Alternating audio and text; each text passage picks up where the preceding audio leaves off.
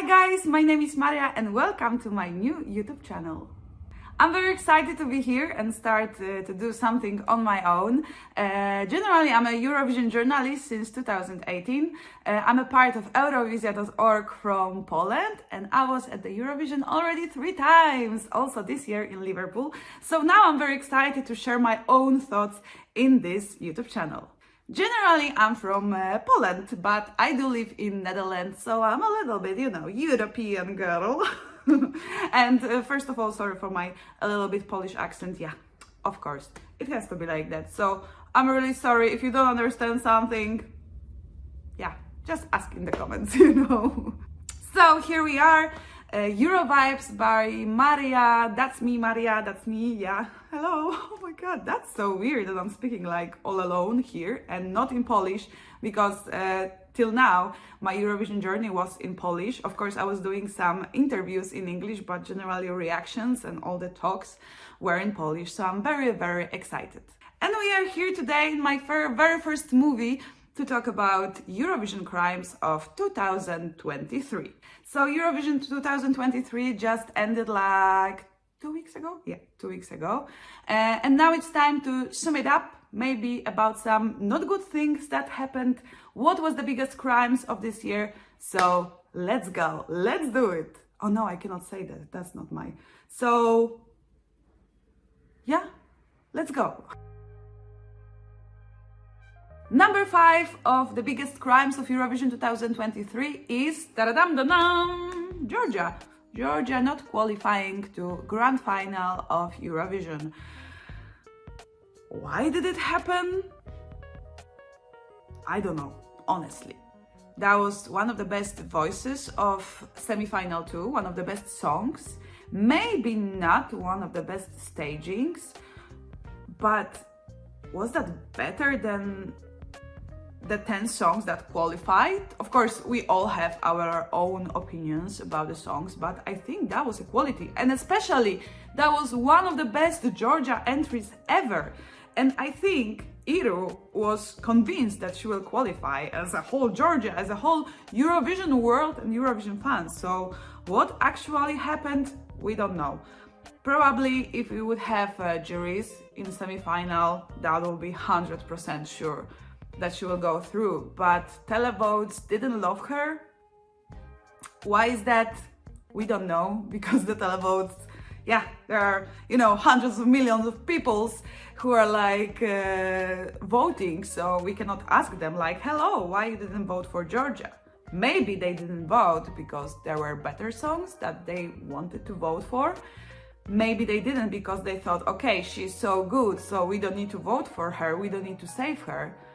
But now, when it's actually 100% of televote, then every vote, every voice matters. So I'm really sad for Georgia. I'm gonna listen to that song. I'm gonna show the power to Iru, because she's an amazing vocalist and her song was amazing. So place number 4 in Eurovision biggest crimes of this year is going to Finland and jury votes. So, okay, you can be a fan of Käärijä's song Cha Cha Cha. You might not like it also. I'm honestly not that a huge fan. I was definitely Team Loreen, and I'm really happy that Loreen won, and I'm really happy that Finland got the 2nd place. Of course, you might not agree with me, and I totally understand that. But the problem I have with juries is not that they placed him 4th, because overall it is a pretty good place for that song, especially when we speak about, vocals, But how is that possible that one jury, like one country, placed him in top 3 and the other jury placed him in bottom 3? As I said, you can like it, you might not like it, but if you are a jury member, you have to judge it as a jury member, not as a Eurovision fan, not as a Finland fan, not as a Sweden fan. You have to judge some things. And this is what is the most interesting with juries, that we don't know, actually we don't understand. we don't know what they are judging actually. Because, okay, vocals of Käärijä, he's not a singer, yeah? He's not a singer as Lorinov, Noah, or Marco Mengoni. He's not. He's a rapper, okay. But I do expect, like, have a good voices on Eurovision. So the second part of his song was, and I understand that you might like rank it a little bit below top 10 or not even in top 3, you know. But putting the same song last and putting the same song first, like, hello, like, what are we judging then? Are we judging the overall performance, the performer, the song, the quality, vocals of what? So it's not the fact that he ranked 4th, because as I said, I think it's a pretty fair place. It's just, it's the same song. They heard the same song, and sometimes it's the first place, sometimes it's 26th place. So I don't really understand that, and I think that might be the change with juries, and not to, you know, remove them in general, because they are needed to have some good qualities to be up, but just judge the same thing. Like, try to judge vocals or that, give points in some particular orders or particular categories, not based on some opinions. So yeah, that's the weirdest thing, one of the weirdest things about this year Eurovision. Okay, we were like talking about juries, now let's talk about televote in the grand final. And my number 3, the biggest crimes of Eurovision 2023 is placing Austria, Australia, Slovenia, Serbia, Portugal so low by the public. How the hell did it happen? I'm trying to figure something out and I just don't understand. Because Austria, we were thinking that Austria will be fighting for the top 3. Okay, maybe the running order, the first position, was not that good, and that might affect a little bit of the public votes, but a little bit, not that much. Especially that Australia and Austria won their semi-finals. Like, Australia was first and Austria was second. So how the hell did it happen that in the grand final they get like 20 points or something like that? Well, let me check. Australia 21 points, Austria 16 points. 16 points, that's not that much, comparing to, for example, 300 points of Finland. 16 points, like, oh, how audience cannot appreciate this kind of songs, you know?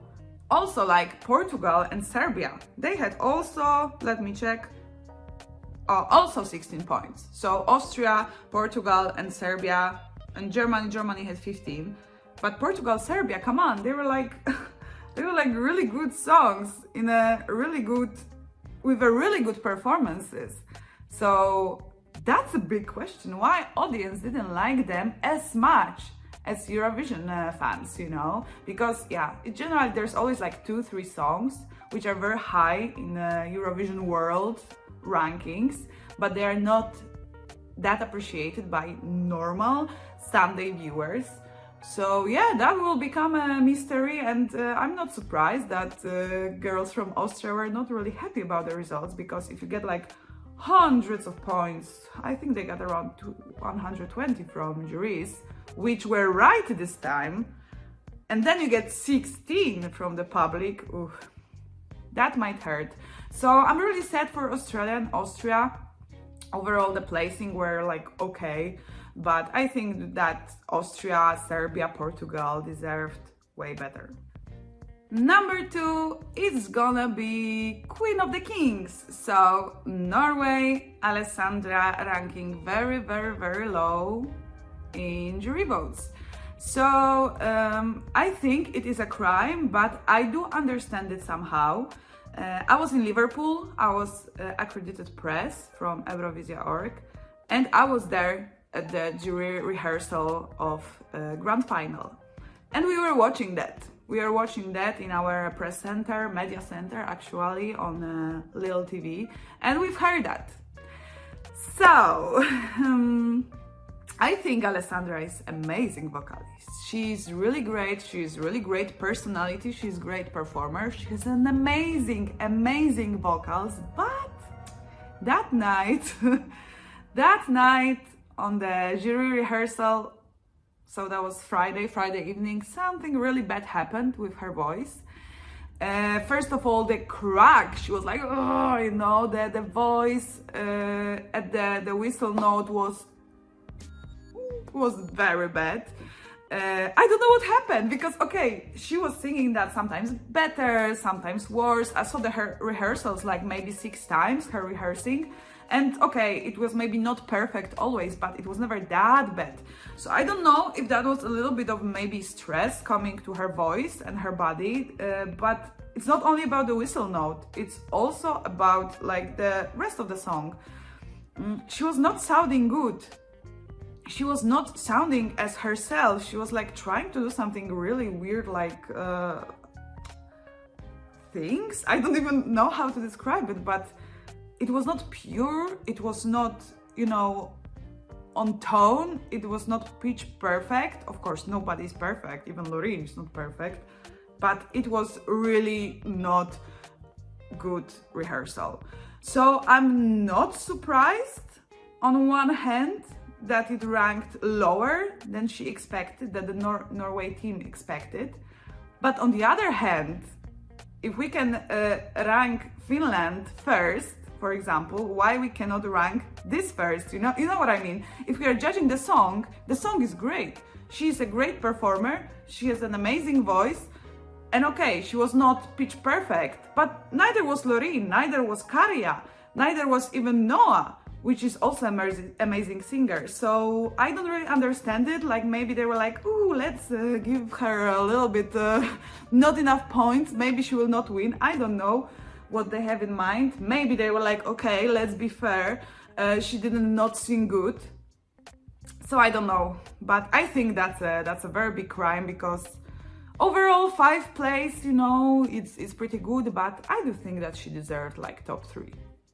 Before we will get to the 1st place and the biggest crime of Eurovision, this year's Eurovision, let's do some honorable mentions. I would like to mention last place of Germany, which I think it was like one of the most interesting entries of Deutschland. I don't know why they did finish last, but on the other hand, when I do think about it, I don't know who would finish last. Because the songs were pretty okay in the grand final. I don't think that the level of this year's Eurovision was really high, but was not really low also. So yeah, Germany, you didn't deserve the last place, and such a bad score from juries and bad score from televote, because it was like, it goes both ways.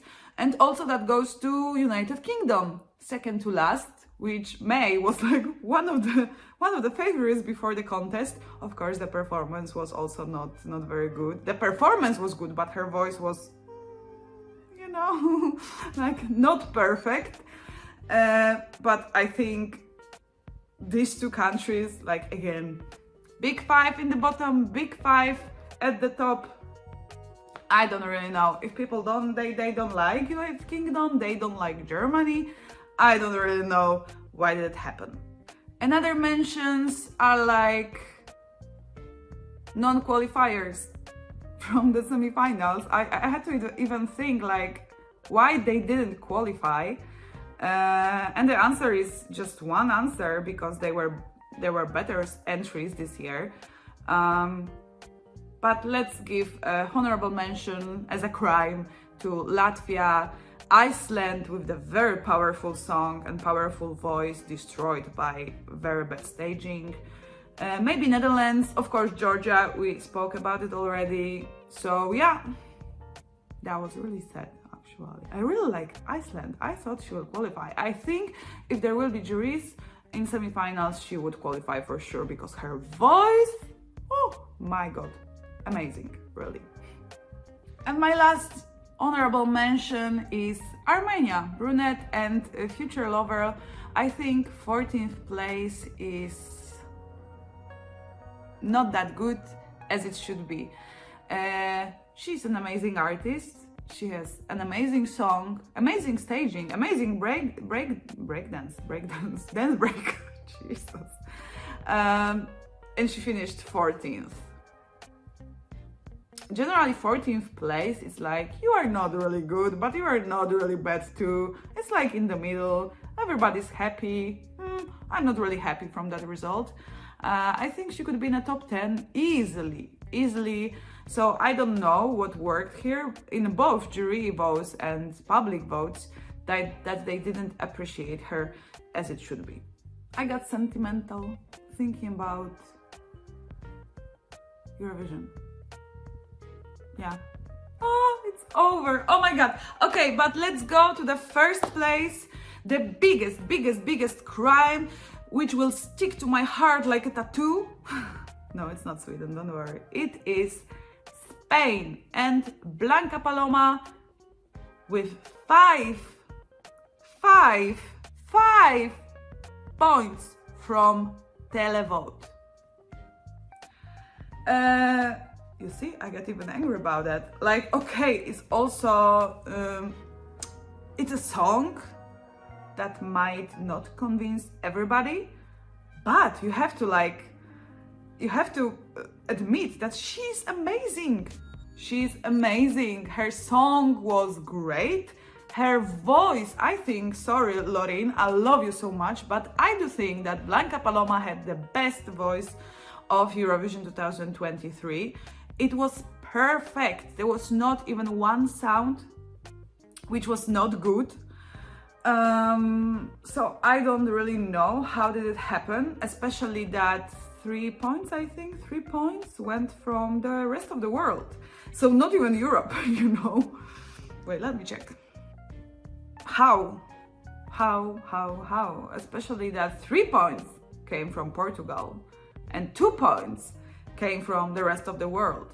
So basically only one country in Europe, Portugal, thank God, in Portugal we trust, appreciated the voice, the song, the stage, the performance of Spanish entry. I think it is very sad, especially that Spanish fans had a lot of faith in that entry after last year huge success of Chanel with Slow Mo. Honestly, I thought also that will be like top 5 of jury votes. I think she was at the 14th, around like she had 95 points from juries, and that was not much. Honestly, I thought Spain will be top 5 in jury and top 10 in public, so it will be like at the end like 7th, 8th place, but 17th place and only 5 points from the public. I don't really know how did it happen, but I'm really happy about one thing, that the Eurovision fans, like Spanish fans, were proud anyway from her, because she did an amazing job. She deserves like everything. After this performance, she was pitch perfect. She was the stage presence, the charisma, the voice. I don't really know, like, I don't know, but that's Eurovision, my darlings. It's not always predictable. Sometimes we have things like that happening and we doesn't even know why. So yeah, that was my top 5 of the biggest crimes of Eurovision 2023. Let me know in the comments, please. What do you think about that? If you agree with me, if you don't agree. If you like this movie, please subscribe for more. I don't know if it turns out well, but yeah, let's see. So anyway, kisses for you all. Let me know in the comments what do you think, and see you in the next movie. Bye! Mwah.